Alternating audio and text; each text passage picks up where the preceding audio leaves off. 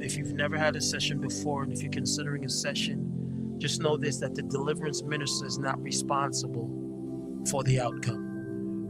You may encounter a deliverance minister from time to time that may not know as much as others, but I'm just thankful for anybody who's endeavoring to set the captives free. But the onus or the responsibility of freedom is dependent on obedience and what we should be doing. And so as we go through these topics tonight, I want you to be considerate to the fact of, God, am I doing what I'm supposed to do? Have I met your standard of deliverance? Am I still fleshly?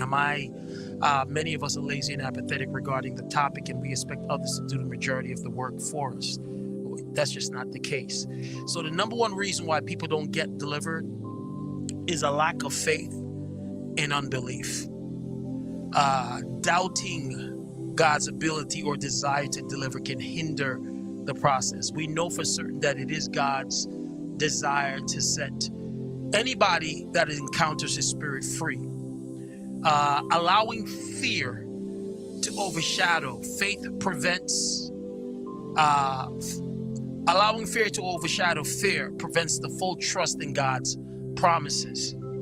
The second reason is unrepented sin. In many instances, people are not absolutely transparent or has not come to the understanding that the thing that holds demons in their place is any type of sin, whether it be generational, whether it be personal. They will attempt to hold you in place and keeping their ground. Continuing in sin or failing to genuinely repent can halt deliverance efforts. Holding on to secret sin undermines spiritual freedom. I know that we know that. Number 3 categories of why people don't get delivered. Failure to close spiritual doors. Leaving doors open through ongoing sinful behavior or association. Sometimes when Paul says, come out from among them and be ye separate, it is advantageous for us to believe what Paul is saying, because certain relationships will become problematic when it comes to deliverance. Not addressing the root cause, such as bitterness, unforgiveness, or anger. Many of us have those underlying issues because we've been hurt. Let's tell the truth. A lot of us have been in situations where we are hurt.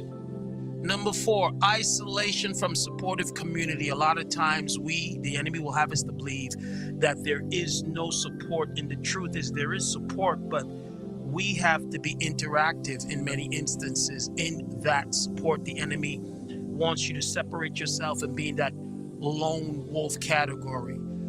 Again, neglecting fellowship or accountability with others. Avoiding input and encouragement from mature Christians. Weakness, spiritual vigilance. Neglect of spiritual disciplines. Inconsistent prayer. The inconsistent prayer life leaves one spiritually vulnerable. Failing to meditate and or apply or both scriptures results in a lack of spiritual rootedness. You have no root spiritually, so any wind of doctrine, any little minor inconvenience will get us off the fact that sometimes we got to fight this thing. Misdirected focus or priorities. Prioritizing worldly desires over spiritual growth. That's an issue. Influences of negative relationships. Relapsing into old habits and godly relationships or environments. Listening to the voice that oppose biblical truth or encourages harmful behavior. Allowing distractions to divert attention from maintaining spiritual wellness. Underestimating the enemy's scheme. Believing lies or incorrect theologies lead to spiritual confusion, instability, discouragement through false teachings. Holding on to false beliefs or doctrines. Believing, I just did that. Number 10, failure to forgive or release others. Harboring unforgiveness keeps one